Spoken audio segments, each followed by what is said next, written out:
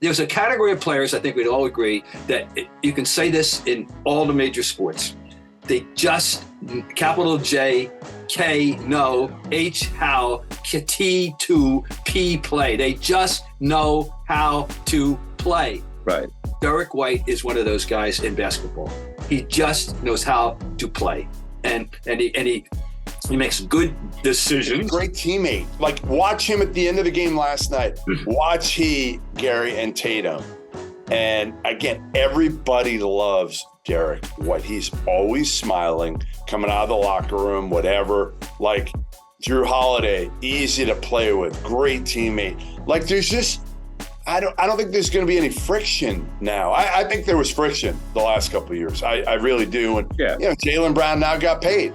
So what the hell's the friction? You're the highest paid player in the league. The only friction is with people that are going to, go after you fan-wise for being the highest paid player and not really deserving it, which we all know is true. Yeah, get over it. We feel sorry for you. The Ryan Goodman and Tanguay podcast is brought to you by FanDuel, the exclusive wagering partner of the CLNS Media Network. It is the Bob Ryan, Jeff Goodman, Gary Tanguay along for the Ryan Zoom Pod, sponsored by FanDuel, the exclusive wagering partner of the CLNS Media Networks. And you can score with the NFL this season with FanDuel, America's #1 sportsbook. Right now, new customers get $150 in bonus bets with any 5 winning dollar money line bet. Okay, it was so weird to me last night. I was at the Philadelphia game when the Celtics played them a week ago, and then the Celtics are back in Philadelphia again, a much different outcome. The one thing we want to talk about, White had a great game. Horford, he came up big. But I want to talk about the presence of Jason Tatum because it's something I noticed. Now, Porzingis and Jaylen Brown are out. But, Bob, I don't know if you've noticed something this year. There seems to be a presence of Jason Tatum on the floor that is of a leader that needs to make the right play at the right time. Like I thought when Philadelphia was making a run and they were still in the game last night, that whenever you needed a bucket or you needed something done right, Tatum was there to do it. Do you feel that presence this year more than in the past? Undoubtedly. And that's what we talked about. It's almost like he was listening to us in the offseason. Because we, the three of us, have been on the same page with regard to the fact that we know how enormously gifted and talented he is, but that's not the full story. The next thing is what my great mentor Frank Power used to call the connection. Which Larry Bird had, which the great ones have. The mind and the instant knowing when to take over and how to take over, when to assert yourself, and how to assert yourself. When you have that range of skill, it doesn't have to be always taking a shot. Drawing traffic and hit into an open man, and that's part of the deal that he's capable of doing. Anyway, recognizing that responsibility, and I'll just sum up. LeBron, okay, this is one of my favorite themes, as to how LeBron got to the top of the mountaintop. They finally got there, and after he bottomed out in 2010 and quit against the Celtics and flamed out against the Mavericks in 11, and said he somewhere along the line it got into his head, I'm the best player on the floor, and I have to act as such at the right time, and which is done for the rest of his career, and which Michael figured out finally, and Michael had to temper himself a little bit, but anyway. Yeah, I'm very long-winded here. Yes, he is different. I think we're seeing an MVP-ish kind of guy that we were, asking him, he's maximizing his potential. I'll put it that way. By the way, Bob, you get paid to be long-winded on this show. But, Jeff, that's like, and maybe I'm just a little late to the party, but, I saw that last night where I'm watching the game and while it was White with the numbers and, everybody's talking about Horford and the block, I just saw a presence from Tatum last night and a very calming presence. Like, I never thought the Celtics were going to lose the game last night because of Jason Tatum. Yeah, where you might not have said that a year or 2 years ago, but you're right. Like, he's grown up. And again, I keep going back to, like, who did he learn from early in his career how to lead? Kyrie Irving? Like, who were you learning from then? Al's super. I actually think having Al back was huge for Jason Tatum because he's kind of that guy that they have similar personalities, but obviously Jason Tatum has to be more of an alpha dog, right? He's got to be. He's learned how to deal with officials better and playing with two pros. And I don't mean pros. I mean pros in the sense of like professionalism, like Derek White, like Drew Holiday, have helped Jason Tatum immensely, both on and off the court. Because if you look at his efficiency, why is it? What's changed? Well, having two dudes on the court that honestly just play the right way. Yeah. They move the ball. They're not about themselves. Tatum knows he's going to get the ball back. I mean, look at his numbers now. He's shooting 5% higher than he did a year ago from the field. Okay. He's shooting 5% better than he did last year from 3-point range. He's getting fewer shots. He's going to average less. He knows that. He said that to me in the offseason. He's like, I know I'm not going to average 30 with all these really good players we have around us, but he does everything. And like you said, Gary, what does he do? He makes the damn right play so often now. He doesn't really force bad shots like he did a few years ago. And they were bad contested pull-up threes, like step-back threes that you were like, what are you doing? Now, like, he just makes the right play because he's got a high basketball IQ. Yeah, I mean, it is great to watch. It really is. And last night, last night's game with no Porzingis and with no Jaylen Brown was sick. Porzingis is got a nagging knee injury. I thought, Bob, okay, well, Philadelphia could make a run here. The week before, the Celtics just didn't play well. To me, it was more on the Celtics than them. But for the Celtics to go into Philly and win without Porzingis and Jaylen Brown, that's making a statement. I know it's early, but that's making a statement. No, it's one of those games that the NBA has these ebbs and flows. And there's one of these games before I said to my wife, with those two guys out, they don't win. We shrug and go, hey, it didn't matter. That doesn't tell us anything. But if they do win, that's a good win. And it is a good win. It was a good win. And it was a very encouraging win. But I've seen this league is so predictable and when it's unpredictable. In other words, I saw so many times when you thought tonight the forces are not aligned for things to go right tonight because Mr. X is out, Mr. Y is hurt, and they're going to win the game. And I saw it so many times. And there was a lot to like about the game, but you don't get too carried away either, But still, it was important. I like the auxiliary contributions, the little ones that they got as well, because the bench to me is the overriding issue. Right. You're right, Bob. Like, these games are good. When maybe not having two guys out like this. I mean, when you win and having two guys out, it's great. But like, if you have one guy out, it's fine because that gives 30 minutes to these other guys. I mean, you see Cornette get 19. Yeah. Pritchard get 23. Speed Mikhailuk, who can shoot the hell out of it, by the way, got 15 minutes. Yeah, when I saw Cornette out there and then I saw Pritchard out there, I'm like, oh, boy, I don't know. But so let's give some love to Mr. White, Jeff. He had 27 last night. Yeah. Now, we all know we've had various disagreements about Marcus Smart. And I don't want to, knock the guy when he's not here. Right. But White has done a very good job in stepping it up, and also Holiday. But another example, like White last night, was just huge. They're completely different players, he and Marcus Smart. Derek White is an elite defender, but he does it in a very unassuming way, and Marcus Smart does it.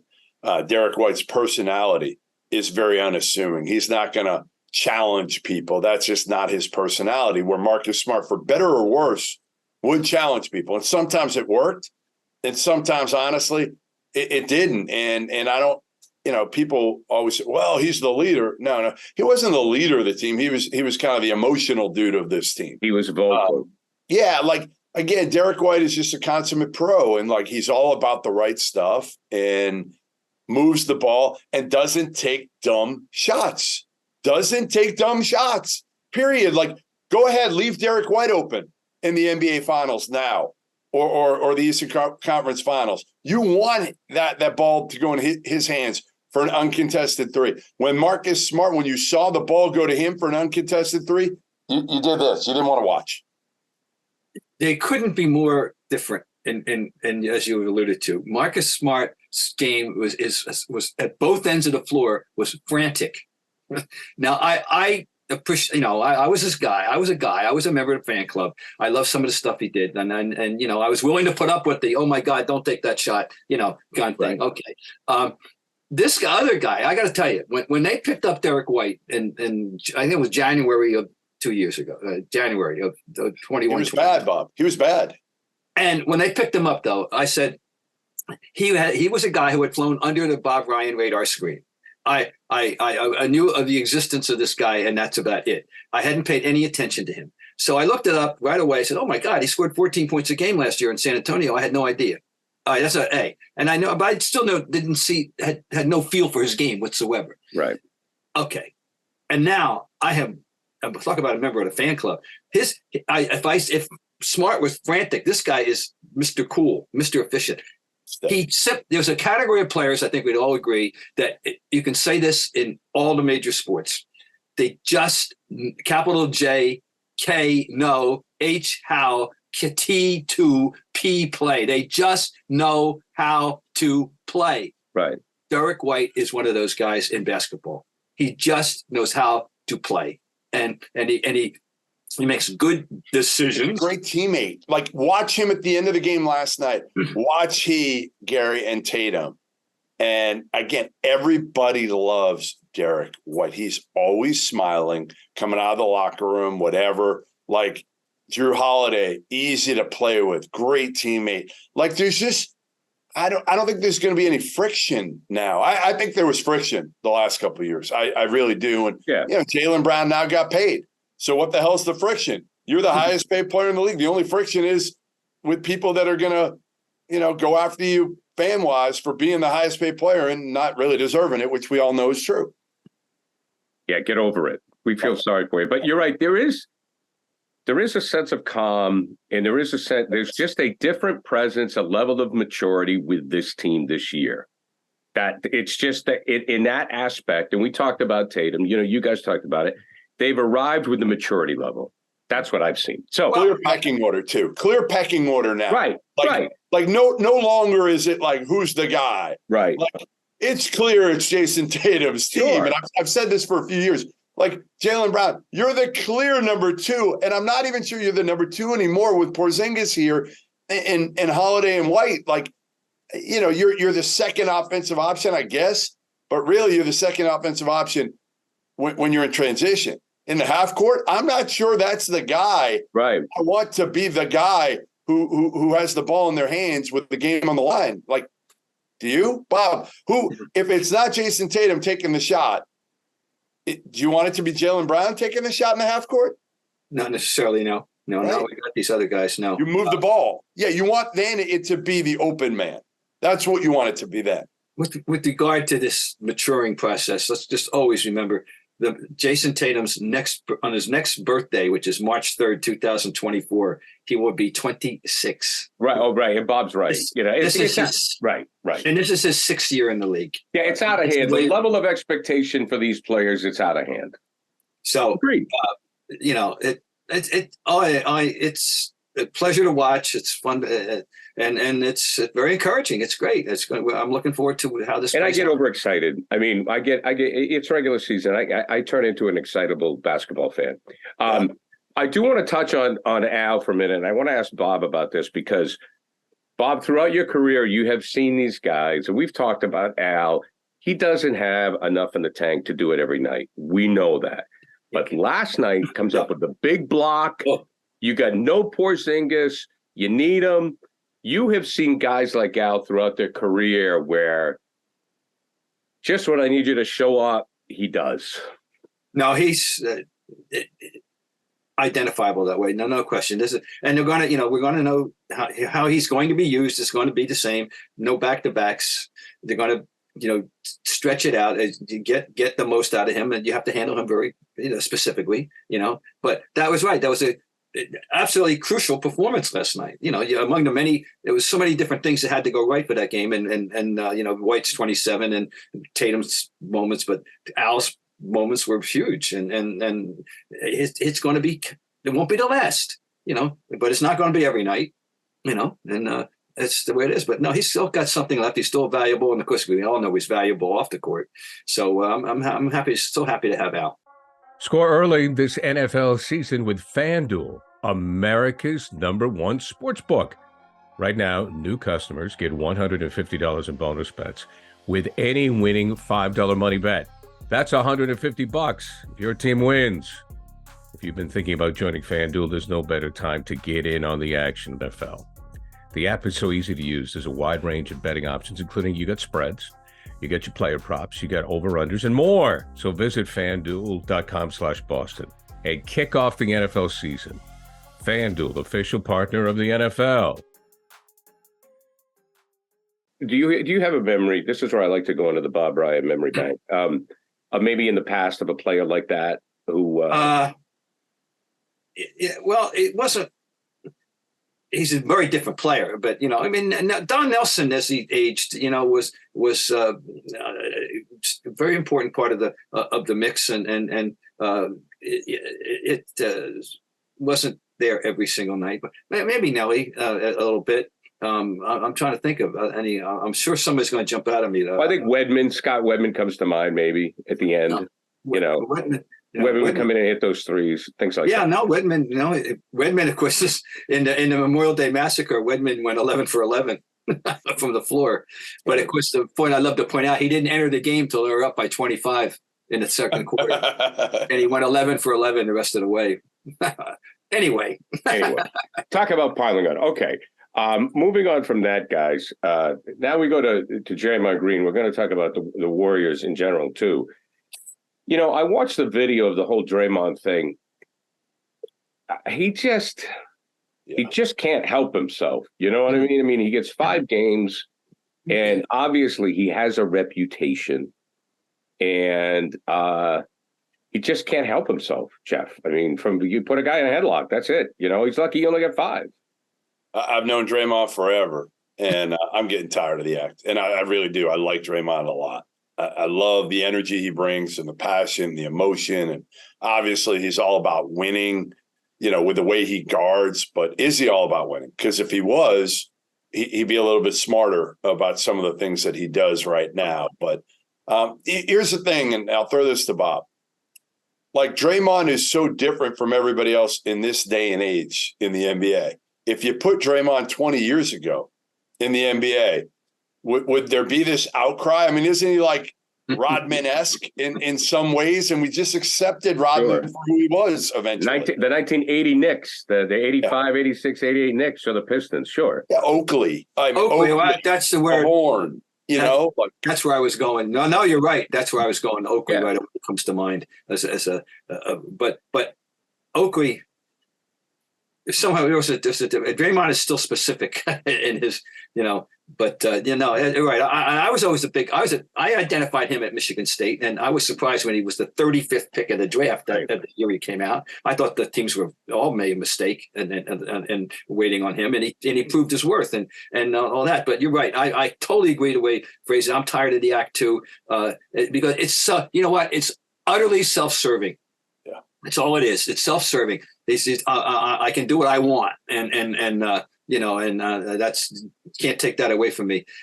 Very, very interesting. I loved what Rudy Gobert, because I was unaware of the depth of their enmity. I didn't realize that they were such mortal enemies as I now know they are. I kind of missed that out on that. But when he accused Dave Draymond of not wanting to play on nights when Curry doesn't play. I think it's 10% of the time or something. So, but that's an interesting dynamic between those two. But but it wasn't just that it was a headlock; if it was a chokehold, it was more or less. And I think Gobert said he tried to choke me out, but he couldn't, or something like that. Yeah. So he even timed it out 9 seconds. It was embarrassing for Draymond Green. That's the problem now. It's gotten to the point where nothing he does really phases us that much. But my question, Gary, 5 games, was that enough of a suspension, or would you give him more? Well, I thought it could have been more, but he still is a marquee player, and it's a marquee team. And we understand that the NBA is aware of that. You could have, if a chokehold is a better word, you could certainly go to 7. You could go to 10 if you really want to, put an end to it. Yeah. The thing that's too bad is what you just talked about is he's becoming a caricature. It's almost like he's a wrestler now, and people forget about all the good things he has done, that he could score the basketball, that he is a talented player, that he's just not a carnival act. But he's less of an asset than he used to be. His Right. definitely skills have diminished the last 2 years. There's no question. And so now it's way too much weighted towards being, this. Well, is that it, Bob? Does he WWE understand? Does he understand that? And he feels that the only way he can contribute is to do this? Maybe that's the way he's framing it. I don't know. And meanwhile, where does Steve Kerr come in and all this? What quote unquote control does he have over Draymond Green? You wonder how much does he want to try to influence Green's behavior? Because that to me that should be coming to the discussion here. So yeah, and Jeff, you think they're toast, right? Golden State. I do. I toast to win it all. Toast to really be a factor when it matters. Like they can be a playoff team and win a round, or maybe even get to the Western Conference Finals. But I don't think they're legitimate contenders to win the whole thing again. No, I would say go ahead, Bob. Strictly my category that I have, is in a category of nobody's going to say, "Oh, goody, we're playing the Warriors," but you're not worried about them either. You're not afraid of them. Right. Be afraid of them. Right. We talked about this earlier in the week, Jeff, about Adam Silver, who was making the rounds in the media. And Bob, he chimed in. We first of all talked about the analyst work. And Bob, you can jump in and let Jeff know what you have to say. I mean, he was saying that there needs to be greater detail in the game analysis from the broadcasters, like in the NFL. And Bob and I were saying it's two different games. It's totally two different games. First of all, I don't know. I would like him to identify. Give me who's your NFL model that you want your NBA guys to be. Give me some examples, because I don't know what the hell he's talking about. Well, because Tony Romo doesn't talk about the game. He's cracking jokes all the time. All right, so maybe he's talking about the shows. Maybe he's talking about some of the shows, and they break it. Listen, I do. Well, but it's the landscape for everything now. Everybody's in a hot takes, and instead of breaking it down, I don't know how many people are breaking down. I think it's a little bit easier to break plays down in the NFL than it is to break. If he's talking about the shows, that's a totally different animal. I want him to be specific. What are you talking about here? Exactly? Yeah, no, he's talking about the game broadcast. He's talking about. I don't. He wants a UB Brown every night, Bob. You mentioned UB Brown. He wants a UB Brown every night. Well, it'd be nice. UB, by the way, still throwing 95 on the black.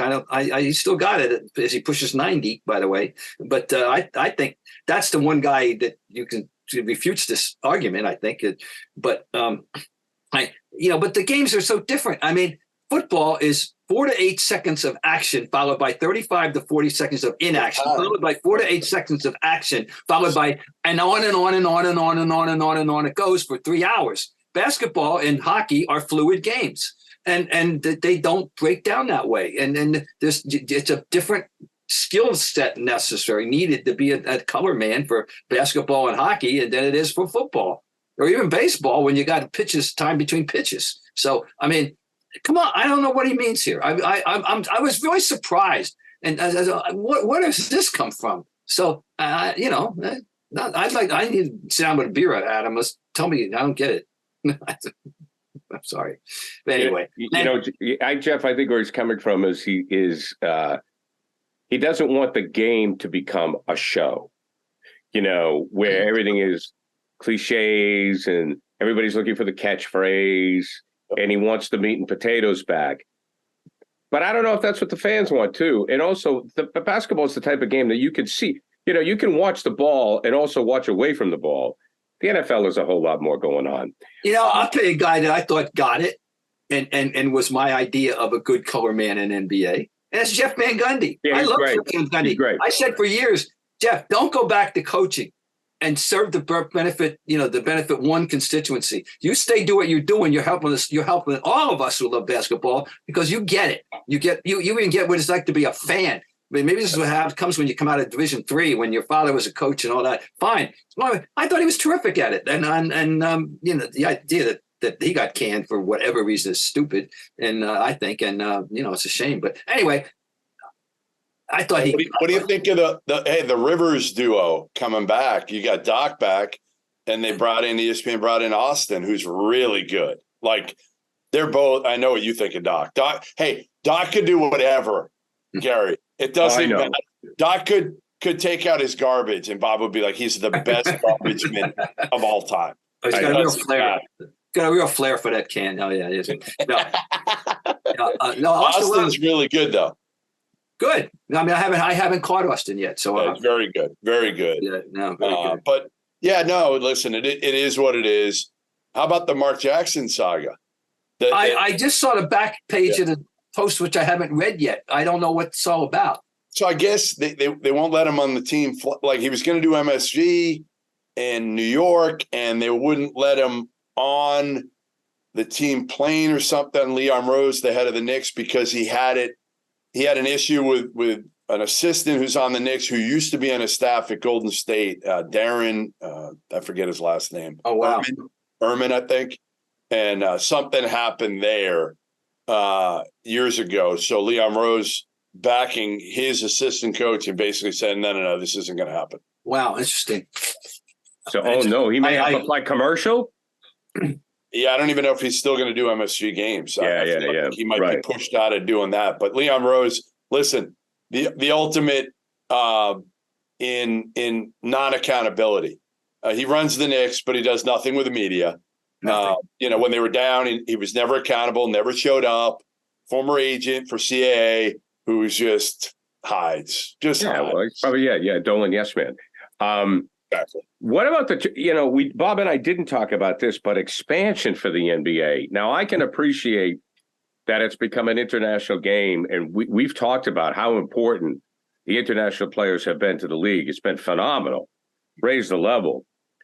But do you still think, Jeff, I'll start with you on this. Do you think there are enough players worldwide to support expansion?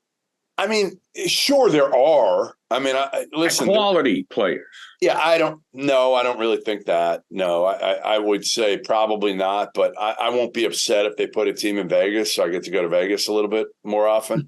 What about overseas? What about if they put a team in the big one is, right, they're talking about overseas, because that has been floating around on the edges going back into the 70s when the discussion was the first city that got mentioned as an international destination, perhaps for the NBA, was Mexico City back in the 70s. Right. Really? And they continue to play there, annually, right? Do they not in the NBA? I think so. Yeah. And Madrid. I've always heard Madrid too. Well, but first one was Mexico City. Of course, now the focus is kind of be in Europe. But right. I mean, ask yourself, if you're a player, this is a whole other matter of where I'm going to live. I'm going to play. I'm going to live in a truly, Canada is one thing, but some guys are spooked by that, let alone going to live in Mexico. It's never going to happen because of what you said. The star players are going to want to stay in the United States. You have tax ramifications. I don't know what they are in various countries, income, so forth. And then it just comes down to the travel. You would have to have like a division. You would have to have a European division. And that's what happens in football. They talk about it with football, too. So you're going to put, 5 teams in Europe? Then that's going to really suck. You're going to add 5 more teams in the NBA to make it work? And then they're not going to get free agents. Yeah. No, I mean, I know that's just not asking too much. A little too ambitious for my taste. I don't know. But I know they want to have a presence. Obviously, they love the exhibition thing will grow and grow. That's fine. You want to sell. It's all about selling merchandise, really. You know that. But they do it, Bob. Isn't it enough? I know. I sound like a really old geezer now. Isn't enough? Isn't enough? I mean, Bob's right. I mean, they have a ton of exhibition, regular season games, whatever. The merchandise is everywhere. You can watch any game anywhere in the world. I can go to the top of Mount Everest and get NBA TV. I mean, I don't really see the need. There's going to be a team in Vegas. I'm telling you, there's going to be a team in Vegas. You're just a degenerate. You just want an excuse. No, I'm telling you, there is. Whether I want it or not, which, yes, I want it. But, I could see Seattle and Vegas going back to Seattle. Well, Seattle should be back, and they were wronged. The 2 cities that were wronged by the NBA were Buffalo, number 1, and 2, which was nothing wrong with that franchise other than bad ownership. And then, they became the Clippers and so on and so forth. And Seattle got, as soon as that guy bought the team and you knew he was going to Oklahoma City, can't think of his name right now. What is his name, Jeff? If you remember. But anyway, and nothing wrong. Oklahoma City's a good addition for the NBA. That's fine. Oklahoma City's been a terrific place. But Seattle got wronged, and I hope they can get a team back.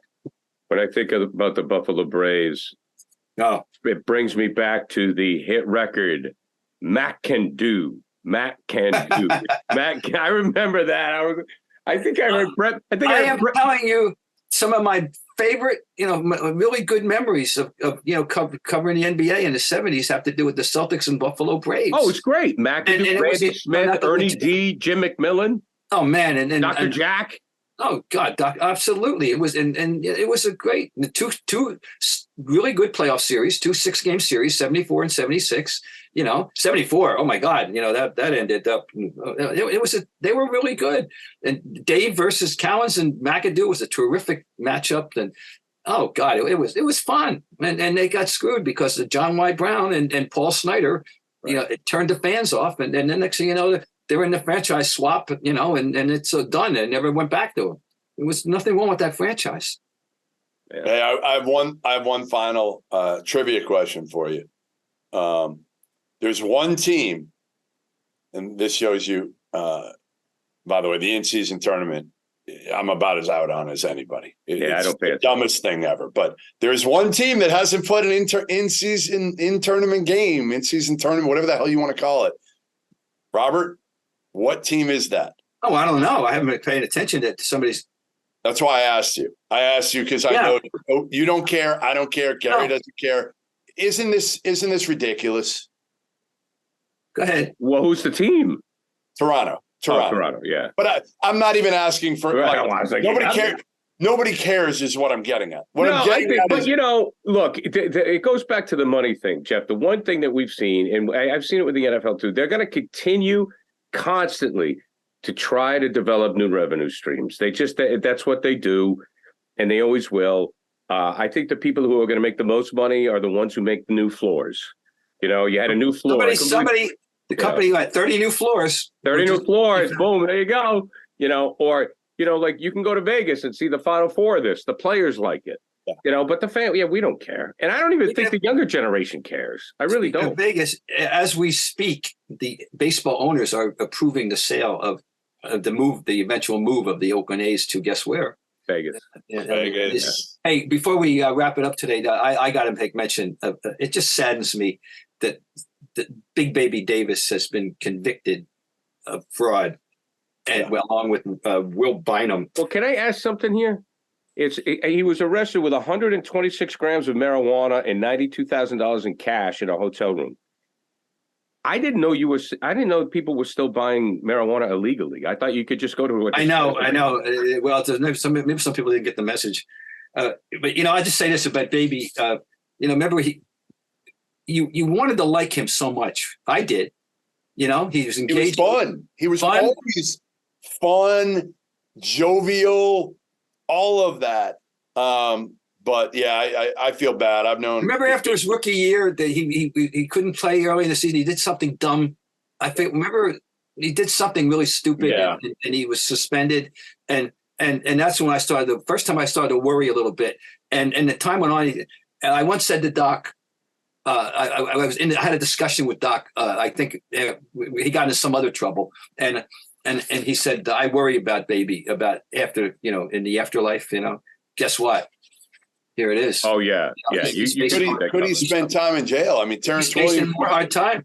And Will was the ringleader of that, and I think he was sentenced to 10 years of that whole scheme. And you talk about throwing away a career and a life that he had. He got 8 years out of the NBA, but he could have had. He came from a really, really tough area and tough upbringing. So I feel bad for Big Baby here.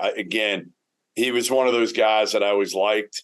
From the first time I saw him, I think he was like 14 years old. Played for I forget what the AAU team down there, and grew up right across in Baton Rouge. Uh-huh. And his mother was a friggin' riot. She would run up and down the sidelines yelling, "That's my baby," over and over and over, loud as can be. But let's hope Baby gets kind of everything kind of squared away and straightened out, because I really do like him a lot. But that's sad. Yeah. It's sad. It's sad. Well, it is an example of what happens to players after the lights go off. Yep. Some guys, they have no direction. They don't know what to do. Yeah. The thing is about it, though, he gave us a warning. There were warning signs when he was. Yeah, always. Yeah. All right. Well, guys, Jeff, Always a pleasure, my friend. Bob Ryan, we'll talk to you again next week. Any other final thoughts, gents? Well, happy in-season tournament, guys. Happy in-season tournament. We'll try to get to everybody before Thanksgiving. All right, guys. All right.